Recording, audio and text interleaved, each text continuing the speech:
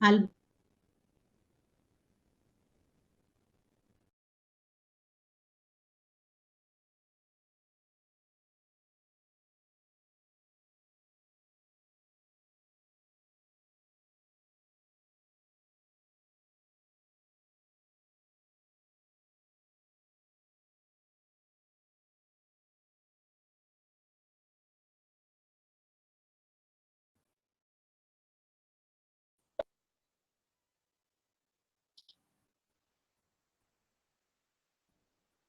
Buenos días.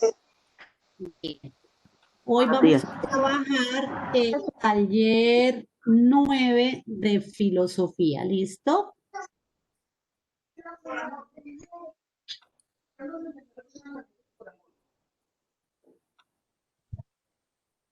El taller 9 de filosofía y Berkeley. Imagino que todos vieron el video, los videos. Son 3 videos, uno de cada uno. Tocaba ver los videos, el ejercicio.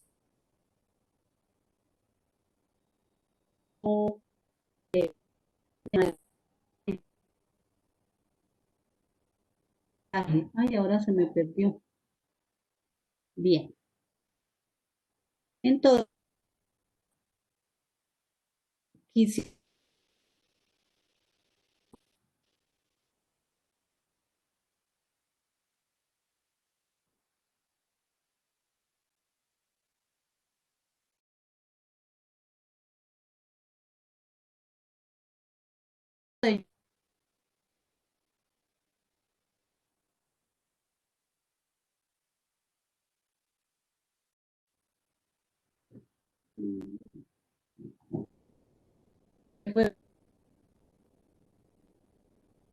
abrir las cámaras para ver, por favor, todos.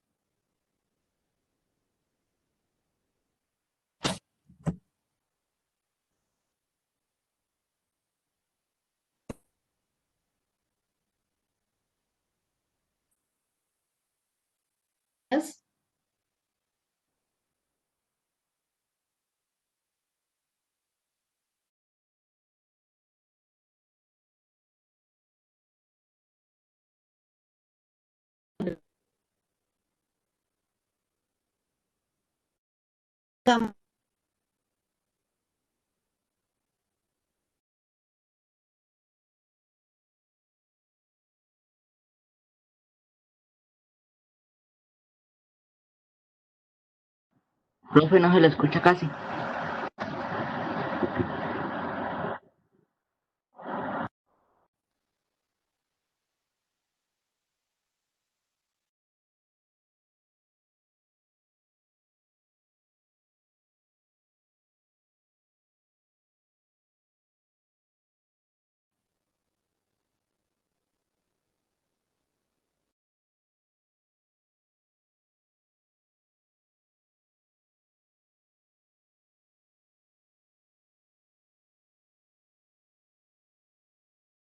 No se escucha. No se me,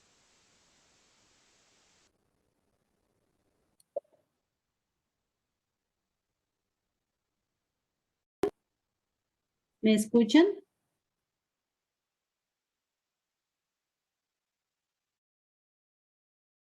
Ya.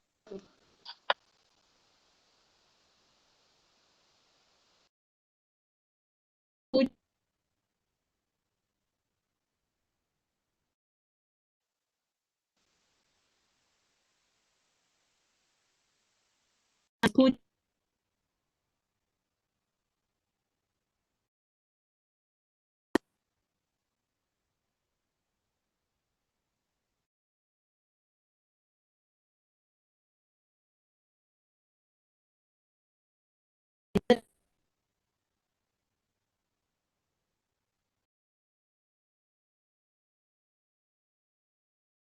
Yo,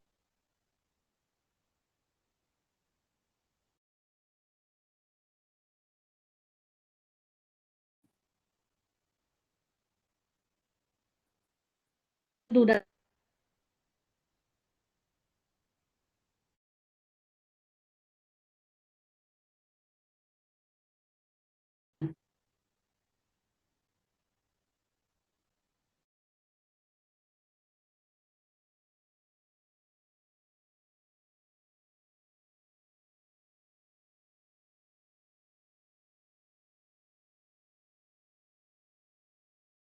No se le escucha.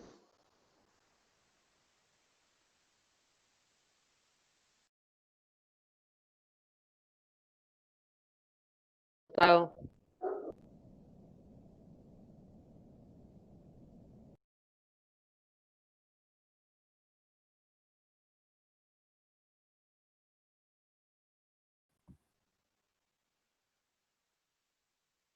Jenny,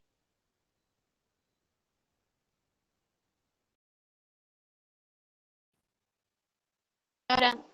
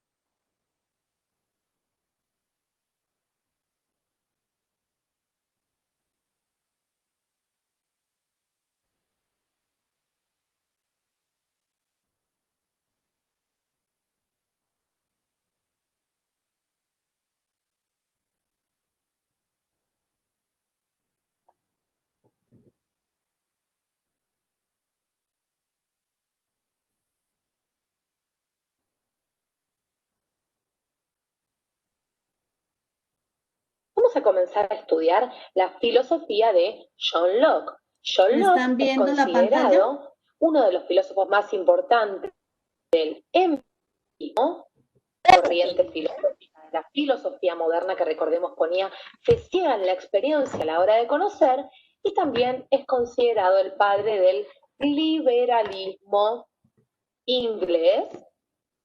Por ende, esto ya nos da la pauta que John Locke era inglés y nace en el año 1632 y muere en el año 1704. Les cuento que a John Locke también le preocupaba cuál era el origen, el alcance o, si se quiere, la esencia del conocimiento, es decir, cómo podía conocer el hombre. Y por ende, él va a hacer un estudio, va a desarrollar su propia teoría del conocimiento, donde en una de sus obras más importantes, conocida como Ensayo sobre el entendimiento, entendimiento humano. Y los invito a que leamos una frase que él ha publicado, que ha redactado en esta obra tan importante. Vamos a ubicarla aquí. Él ahí, con respecto al conocimiento y con respecto al conocimiento posible en el hombre, va a decir: todo hombre tiene conciencia de que piensa y siempre está pensando ideas. Está fuera de toda duda que los hombres poseen en sus mentes varias ideas: dulzura, elefante, ejército, etc. Es decir, Locke no cree en las ideas innatas. Recordemos, las ideas innatas tal como planteaban los racionalistas, eran aquellas que estaban en nuestra mente y que no dependían de la experiencia para existir en ella, sino que se preguntará a Locke cómo llegan estas ideas a la mente del hombre, cómo es posible que el hombre llene su mente de ideas. ¿Cómo llena su mente de ideas? ¿Y por qué se va a hacer esta pregunta a nuestro amigo Locke? Porque Locke considera que la mente es una hoja en blanco. Para hacerlo más gráfico, un niño al nacer tiene su mente en blanco. La mente de un niño es como una hoja en blanco que va a tener que llenar de ideas a lo largo de toda su vida. Ahora bien, entonces vemos como Locke dirá, en primer lugar, que la mente es como una hoja en blanco vacía de ideas. ¿Y cómo se va a llenar? ¿Cómo llena esta hoja en blanco? Locke nos va a decir que el hombre llena su mente por medio de la experiencia. Pero seguramente a ustedes les faltan un montón de datos más para poder comprender esto. Vamos a quedarnos con la experiencia, concepto fundamental. ¿Por qué? Porque Locke dice que en ella se funda todo nuestro conocimiento y de ella surge el conocimiento. Se funda y surge el conocimiento, por supuesto, del hombre. ¿Pero cómo? Locke dice que mediante la observación conocemos de dos formas. Con los sentidos, observación, entonces conocemos de dos formas. Mediante los sentidos, es decir, de forma externa, y también va a decir, que conocemos de forma interna.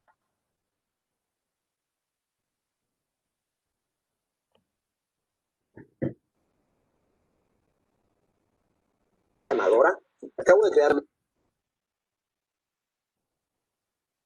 con Wix. Que la presento.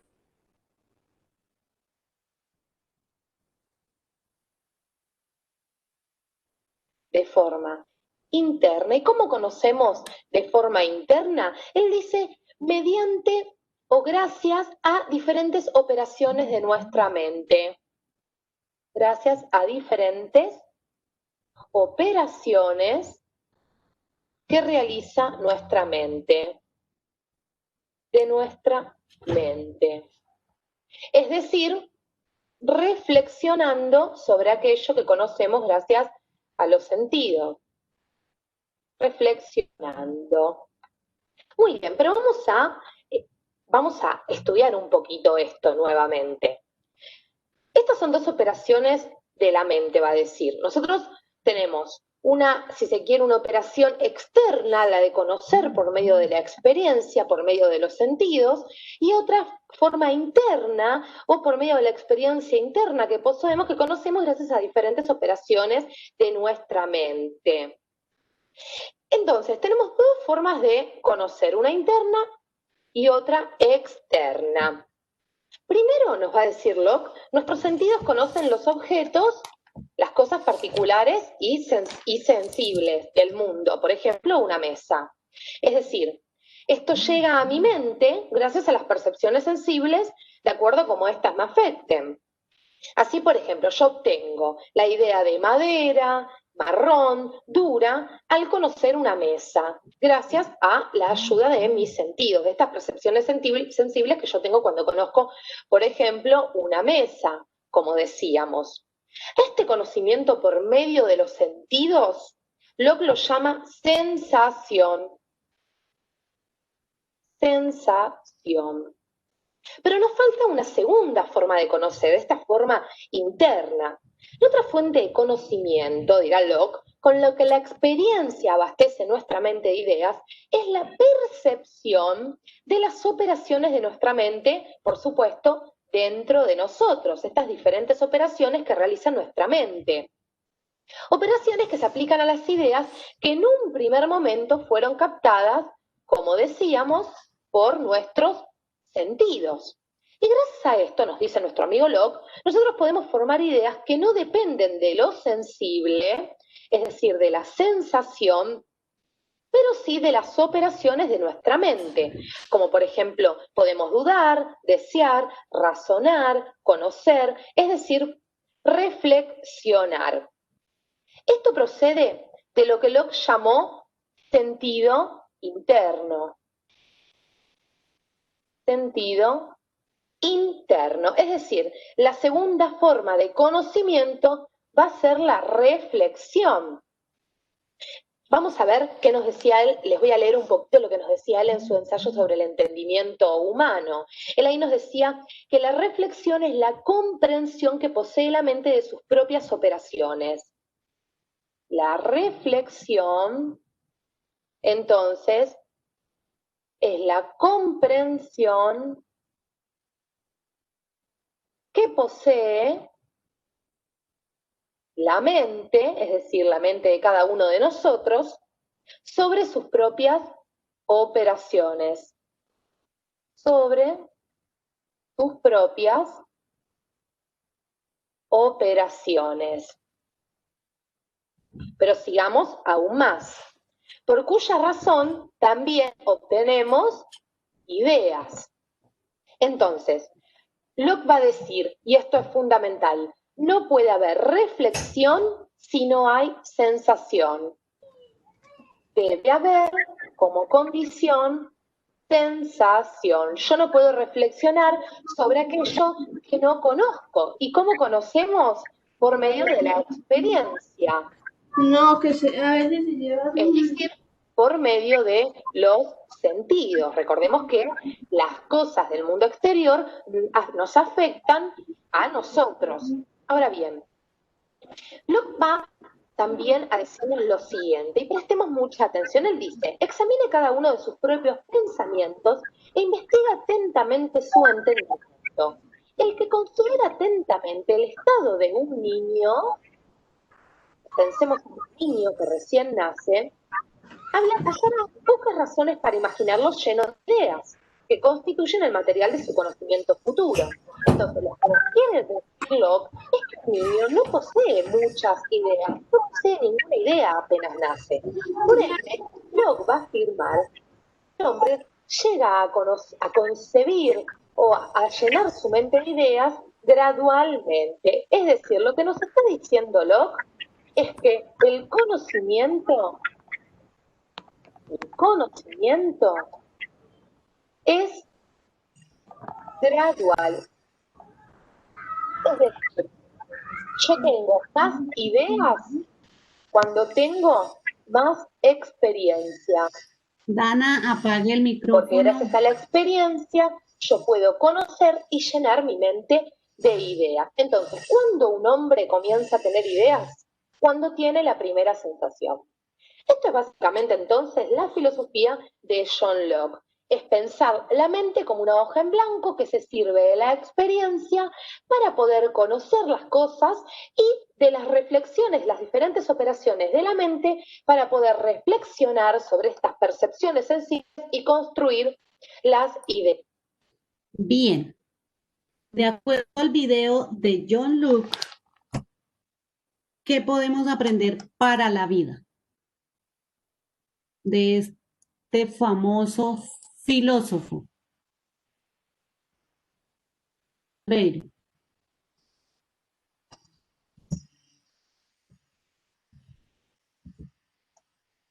O el que tenga la idea, compártala ya.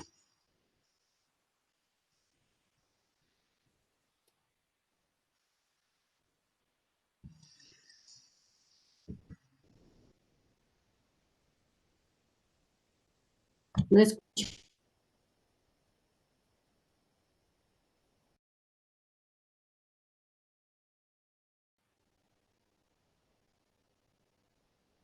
Profe, que fue un gran filósofo inglés.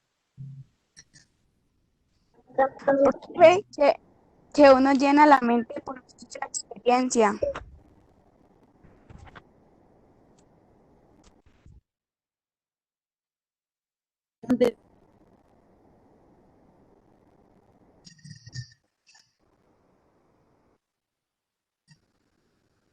Recuerde aprendizaje en nuestras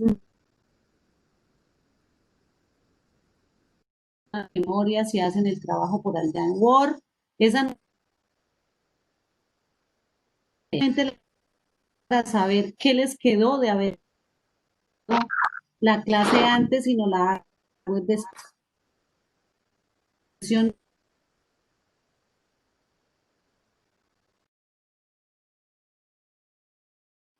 Quedarnos con el conocimiento donde tiene que quedar, donde debe.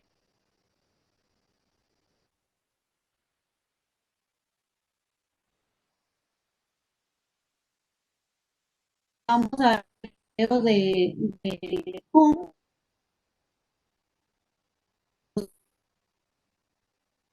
entonces, sobre John Locke, él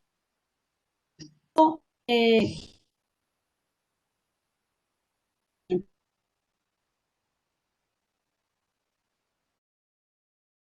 en el mundo de Sofía, que usted ya pasa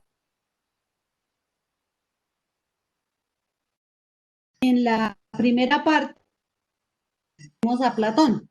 Platón dice que nosotros nacemos todo, que el ser humano no necesita conocer, sino necesita el mundo de las ideas.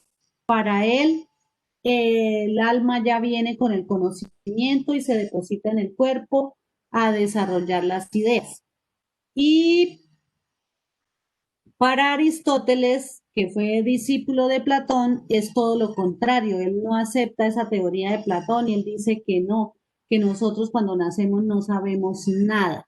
Y John Locke toma la teoría de Aristóteles, por eso dice que toma de Aristóteles la teoría de la tabula rasa, y la tabula rasa es que nuestra mente es como una página en blanco.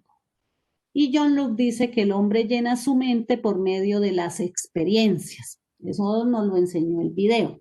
John Locke nace en 1632 y muere en 1704. Es considerado el padre del empirismo. ¿Pero qué es el empirismo? Ya lo habíamos explicado en clase anterior, que el empirismo es una corriente filosófica o un pensamiento contrario al racionalismo. ¿Qué nos dice el empirismo? El empirismo nos dice que el único conocimiento válido es el conocimiento que construimos utilizando la razón, solamente la razón.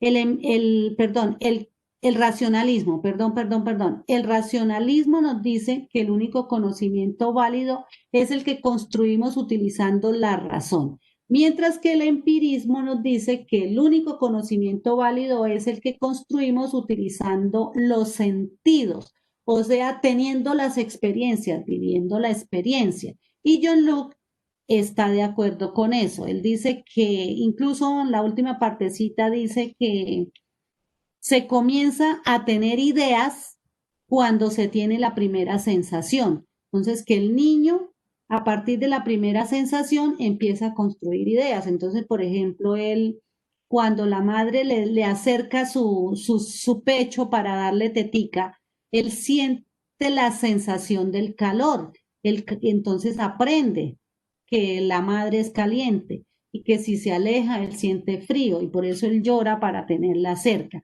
Cuando le colocan el tetero, entonces, o la teta con la leche, él siente otra sensación y es la sensación que satisface su deseo de comer.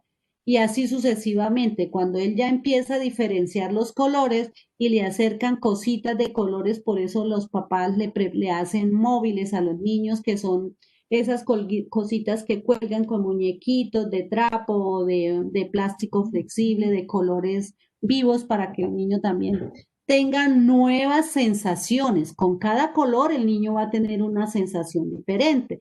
Y entonces si le muestran el amarillo, el rojo, él va teniendo sucesión de sensaciones. Y en la medida que va creciendo, la gente a su alrededor le va diciendo, este es el rojo, este es el amarillo, esto es una manzana, mire la vaca, mire el perro, mire el miau. Y entonces el niño va Copia los con que están esa en la primera, en la segunda, sí. Busque cuál está De muchas.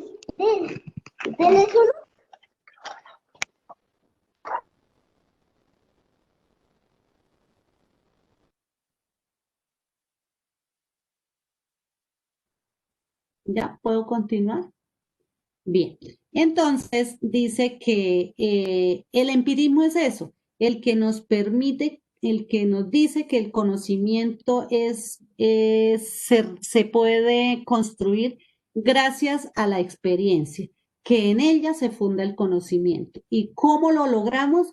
Porque tenemos unos sentidos, no solamente los ojos, tenemos los oídos, tenemos la nariz, tenemos el gusto en la boca, el tacto.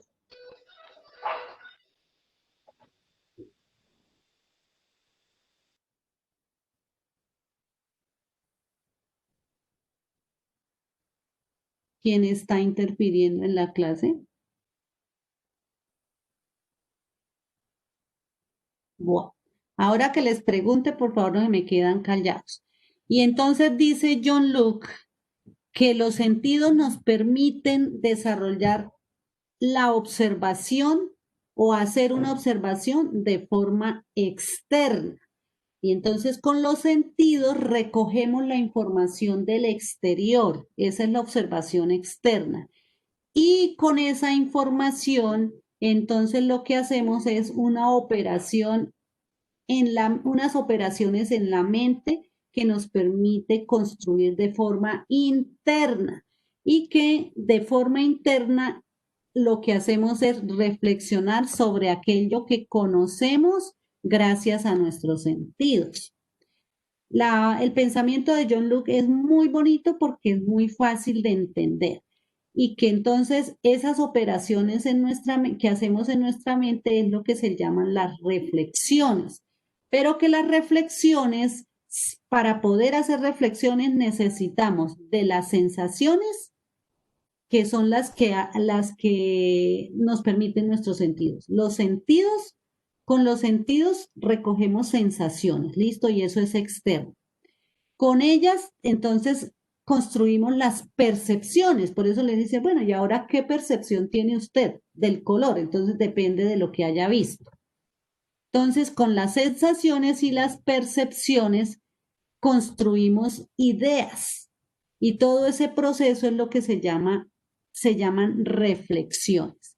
Con las ideas, entonces, construimos conceptos y por eso en la medida que vamos creciendo, que ustedes han ido creciendo, pues han tenido más ideas y más ideas y más ideas. Y entre más ideas tengan, pues mejores conceptos van a elaborar. ¿Listo? Ese es... ¿Quedó claro? Uno solito que responda. Sí, señora. Ahora vamos con David Hume. ¿Alguno de ustedes ya había visto los videos?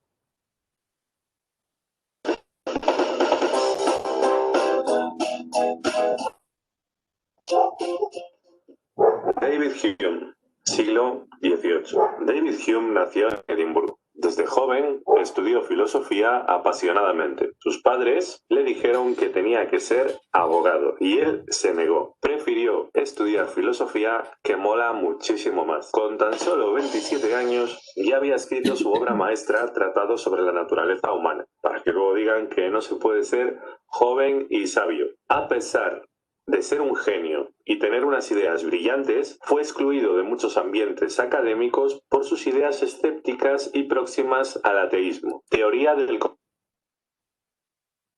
conocimiento. Hume está convencido de que todo nuestro conocimiento procede de la experiencia. Atención, porque esto es muy importante. Hume cree que todos los contenidos de la mente humana son percepciones. No existen las ideas innatas o de nacimiento. Todo lo que conocemos, lo conocemos a través de la experiencia, a través de percepciones. Las percepciones se dividen en dos grandes, las impresiones y las ideas. Ahora mismo, en la pantalla, puedes ver una mancha azul. Estás recibiendo la impresión del azul con un alto grado de fuerza. No lo estás recordando, lo estás percibiendo ahora mismo. Esto es a lo que Hume denomina impresión, percibir algo en el presente con toda la fuerza y viveza. Ahora la mancha azul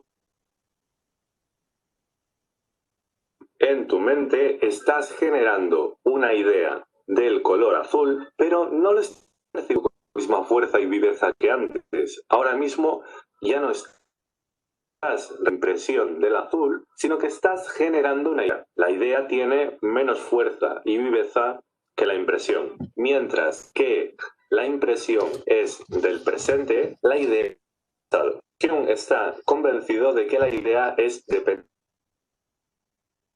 Primero, vivimos la impresión. Imagínate que se da el siguiente: apaga los Teletubbies, que te voy a enseñar una valiosa lección. Hoy te voy a enseñar lo que es el color azul. Es que el azul es el color que se percibe ante la fotorrecepción de una luz cuya longitud de onda mide entre 460 y 482 nanómetros. ¿Te ha quedado claro? Yo creo que al chaval no le ha quedado demasiado claro lo que es el azul, ya que las ideas no producen las impresiones, sino al revés. Si le enseñamos al niño cosas de color azul, entenderá mucho mejor qué es el azul, salvo que sea daltónico. Las impresiones y las ideas pueden ser sencillas o complejas. No os preocupéis, es una clasificación muy sencilla de comprender. Cuando nos referimos a un solo elemento, decimos que se trata de una impresión o idea simple. Por ejemplo, un color determinado como el marrón. Un erizo sería una impresión o idea compleja. A diferencia del anterior caso, no se compone de un solo color, sino que tiene un color, forma, podemos oler o lo podemos tocar. Si es cierto que las ideas requieren una impresión, yo tengo la idea de un unicornio, pero no tengo la impresión de un unicornio, ya que en mi ciudad no me ha coincidido verlos.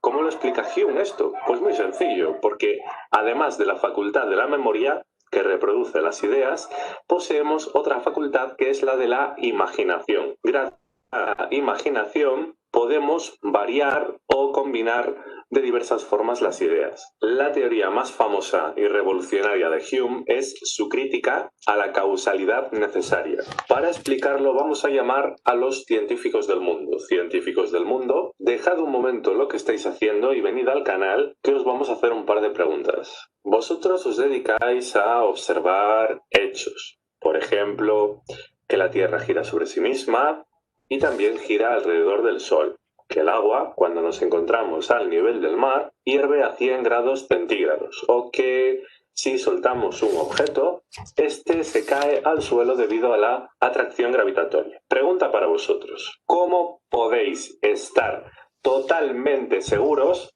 de que en el futuro el agua seguirá hirviendo a 100 grados centígrados? ¿Cómo podéis estar totalmente seguros de que en el futuro la Tierra seguirá girando alrededor del Sol?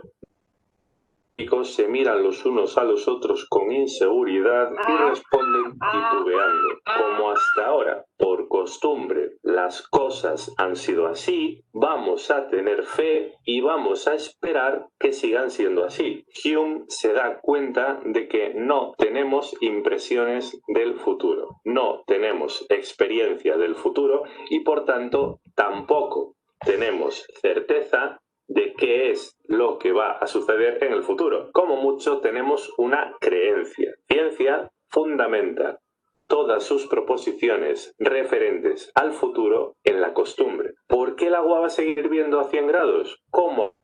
Por así, esperemos que siga siendo así. Las proposiciones de la ciencia en relación a lo que sucederá en el futuro ya no son necesarias. Hume demuestra que no se basan más que en el hábito, en la fe, en la esperanza de que las cosas sigan siendo tal y como han sido hasta ahora. Hume cree que la mente halle el efecto de la supuesta causa, ya que la experiencia es el fundamento de todas nuestras conclusiones. La relación causal entre A y B, dos fenómenos que se suceden el uno al otro, no es necesaria, ya que no tenemos impresiones ni del futuro ni de esa supuesta causalidad. La postura de Hume nos invita a un escepticismo moderado. Aunque no estemos 100% seguros de que en el futuro el agua hierva a 100 grados, sería probable que así fuera. Cambiamos la certeza por la probabilidad. La ética en Hume. Hume cree que la ética debe de ser laica. Tenemos que separar la ética de la religión. Es conveniente que juzguemos las cosas con nuestra razón natural y no con las extrañas supersticiones de las diferentes religiones. Después de todo, vivir en el celibato o hacer penitencia no parece que nos convierta en miembros más valiosos para la sociedad. Hume cree que es la emoción y no la razón quien nos ayuda a diferenciar aquello correcto de lo incorrecto. Sales a la calle y ves a una afable señora regando unas plantas tranquilamente. Llega al vecino de arriba y le da una bofetada. Ante esta injusticia, probablemente acabes de sentir algo así como desaprobación. No se trata de que tu mente se haya puesto a trabajar y hayas hecho complejos silogismos para determinar si la acción ha estado bien o mal. Simplemente has sentido que eso está mal. Algo hay que hacer con este señor, denunciarlo y obligarlo a leer la investigación sobre los principios de la moral de David Hume. El fin último de la ética es el deseo de felicidad. Ahora bien, todo el mundo, casi todo el mundo, quiere ser feliz, pero pocos lo consiguen. ¿Qué pasa aquí? Hume cree que la felicidad es una conquista que requiere fortaleza de ánimo, valor y energía. Los bribones, los cepas, los que se aprovechan del otro, podrán triunfar en su empeño y lograr mucho con poco esfuerzo, pero al final serán víctimas de sí mismos. Puedes engañar a otros, pero no te puedes engañar a ti mismo, y no hay ningún placer comparable a la paz interior del espíritu, a la conciencia de la propia integridad, a la autosatisfacción con nuestra propia conducta. ¿Que quieres ser feliz? Pues lucha por ello. Pregunta: ¿en qué se diferencian las impresiones de las ideas? ¿Qué crítica hace Hume a la causalidad necesaria? Bien. Quería compartir los videos, pero ya no alcanzo a compartirles el otro porque la evaluación ya está en plataforma. Entonces los dejo con la evaluación de este taller. Espero que les vaya bien, que se puedan conectar todos. Me dicen si alguno ya le llegó la evaluación. ¿Me cuentan? Profe. ¿Ya llegó, Jennifer? Sí, señora. Bueno, entonces retírense de la clase, concéntrense en la evaluación, es muy sencilla. Si desarrollaron el taller bien desarrolladito, les va bien. Entonces nos vemos en la próxima clase. Chao, chao. Que les vaya bien en la evaluación.